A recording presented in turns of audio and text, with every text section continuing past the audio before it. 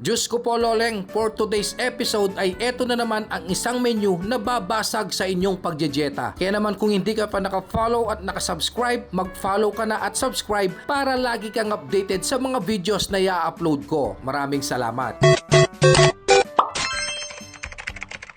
Maaga akong pumunta sa tindahan ni na paring Al at Edlin Vlogs upang makabili ng lulutuin kong bulanglang o sinigang na bayabas sa Tagalog, kaya naman shoutout sa inyo. Bumili ako ng isang peraso ng bangos, isang balot ng hipon at kulang sa 1 kilong baboy. Sa pagluluto ng bulanglang ay kailangan natin ng kangkong, okra, gabi o gandos sa Kapampangan, siling haba, hinog na bayabas at syempre ang sibuyas. Pagdating ko ng bahay ay hindi na ako nagsayang ng oras at dali-dali ko na itong inalisan ng palikpik upang ito ay akin na makaliskisan. At habang kinakaliskis ko ang ating bangus, isa-shoutout muna natin si Boss Jason Nicdaw ng Pampam Public Market. Maraming salamat sa pagsuporta at sa panonood sa aking mga video. Pagkatapos kong iwain sa 6 na piraso ang bangus ay lilinisin ko rin ito agad, tapos itatabi ko muna dahil uunahin ko munang i-chop ang ating karning baboy dahil ito ang una natin pakukuluan nang sa ganon ay una siyang lumambot. Dahil wala tayong ordinaryong asin ay pink Himalayan na naman ang ating gagamitin as usual. Nang sa ganon ay mas masarap ang ating lulutuing bulanglang o sinigang na bayabas sa Tagalog. At habang hinihimay ko ang mga kangkong ay shoutout ko na si John Lloyd Sagun ng San Jose, Magalang. Pagkatapos kong mahimay lahat ng mga kangkong, ito ay aking babanlawan at itatabi ko muna. Isusunod ko na ring ihiwain ang ating mga bayabas nang sa ganon ay nakaprepare na lahat ng mga rekados na gagamitin natin dito sa pagluluto ng bulanglang Kapampangan o sinigang sa bayabas sa Tagalog. Ganon na din ay shoutout ko na rin si Councilor Darwin Manabat Cabrera ng San Francisco, Magalang. Maraming salamat sa panunood at sa pagsuporta kay Kuya Red. Sa isang malinis na palanggana ay lilinisin ko ang mga hipon at ito ay aking babanlawan. Pagkatapos ko ito babanlawan at malinisan, ito ay aking itatabi muna. At isusunod ko na ang paglalagay ng gabi o ng gandos sa pagkulo sa ating karning baboy. Isunod ko na rin ang paglagay sa mga bayabas nang sa ganon ay magkaroon na ng lasa ang ating lulutuing bulanglang o sinigang na bayabas sa Tagalog. At habang ito ay aking inahalo ay nagbalat muna ako ng sibuyas. At ito ay ilalagay na rin natin. At habang tinatadtad ko ito, gusto ko tignan ko muna kayo. Kumusta po kayo? Maraming salamat po sa pagsuporta at sa panonood sa akin. Syempre, shoutout ko na ang aking pamangkin na si AJ the Hyperboy ng Mexico, Pampanga. Dahil sobrang init, wag natin kalimutang uminom ng tubig. Iwas dehydration din kasi yan. Hiniwa ko na rin ang mga okra at ito ay itatabi ko na muna at ahanguin ko muna ang mga bayabas nang sa ganon ay maidunot ko ito hanggang sa makuha ko ang kanyang mga katas na siyang gagamitin nating pampaasim sa lulutuin nating bulanglang. Pagkalipas ng ilang minuto ay ilalagay na natin ang katas ng mga bayabas. At habang ito ay ating inahalo ay shoutout ko na rin si Marisa Vito ng Abu Dhabi, UAE. Maraming salamat sa pagsuporta kay Kuya Red. At ito ay lalagyan na natin ng konting patis at ilalagay na natin ang ating mga hipon at ang ating mga bangus. Ilagay na natin ang mga nahiwa nating mga okra at isabay na rin natin ng siling haba nang sa ganon ay magpantay-pantay ang lambot ng mga gulay na ilalagay natin dito. At syempre shoutout na rin natin dahil nanonood pa hanggang ngayon si Vanessa Nulud Beauty Shop ng Sapang Maysak, Mexico, Pampanga. Maraming salamat sa panonood. Habang kumukulo ang ating sabaw na bulanglang ay iwalay natin ang ating mga bangus nang sa ganon ay maiwasan natin ang pagdurog nito. At saka na rin natin ilagay ang nahimay nating kangkong at ako ay nagsaing na rin. Kapag tumatakbo ng 120 ang sabaw ay luto na. Tsaka na rin tayo gagawa ng ating tiltilan, patis na may maraming sili. Diyos ko po loleng, talagang mapapalaban na naman tayo dito at mababasag na naman ang ating pagjejeta sa menyong ito mga ate at kuya. Bago tayo magpi-plating, titikman ko muna kung ito ay pasado na. Tsaka tayo mag-exhibition. Yun no? Habang ako ay nagpi-plating at bago mapadpad sa pinaka-exciting part ng bidyong ito, maaari ka bang mag-comment kung taga saan ka para alam ko kung hanggang saan napadpad ang bidyong ito. Maraming salamat. And shoutout na rin sa mga kababayan nating mga OFW around the world. Maraming salamat po sa pagsuporta at sa panonood sa mga videos ni Kuya Red. Habang piniprepare ko ang ating menu na bulanglang ay talagang natatakam pa rin ako kahit natikman ko na ito kanina. Sino ba naman na hindi matatakam kapag ganito klase ang ulam mo? Luto na rin sa wakas ang ating kanin at mapupunta na tayo sa Tikiman Time. Ito nga pala ang finished product ng bulanglang na bangus, baboy at hipon o sinigang sa bayabas. Ano pang hinihintay natin mga ate at kuya? It's Tikiman Time. Pero bagong lahat, wag nating kalimutan ang manalangin nang sa ganon ay makapagpasalamat tayo sa mga biyaya biyayang pinagkakaloob niya sa atin at sa pag-iingat niya sa atin araw-araw. Amen. Agad akong kumuha ng karne ng baboy, tapos sinabawan ko ito,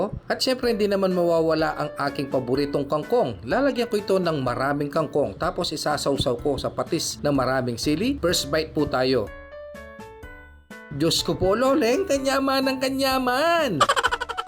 Kaya kung umabot ka pa sa part ng bidyong ito ay lutuin mo na itong aking bulanglang na may hipon at baboy mga ate at kuya, nang sa ganon ay mapasarap ang kain ng buong pamilya. At kung hanggang ngayon ay nanonood ka pa, isya-shoutout na kita Apple Pineda ng Dinalupian, Bataan. Maraming salamat sa panonood at mag-iingat ka palagi. Ipagpaumanin po ninyo kung lagi ko po kayong ginugutom sa aking mga episode. At maraming salamat po sa lahat ng mga nagla-like, nagko-comment at nagsishare ng aking mga videos. Alam ko po tayo ay hindi pa marami, pero pagdating ng panahon tayo ay darami din dahil si Kuya Red ay marunong maghintay sa tamang panahon na para sa kanya. Dahil sa sobrang sarap ng niluto kong bulanglang ay talagang hindi ko maiwasan ang mapakanin pa ulit. Hanggang dito na lang muna ang aking episode at tayo ay magkita-kita pa sa mga videos na i-upload ko. Lagi ninyong tatandaan, kapangpangan ko, pagmaragol ko. God bless and peace out.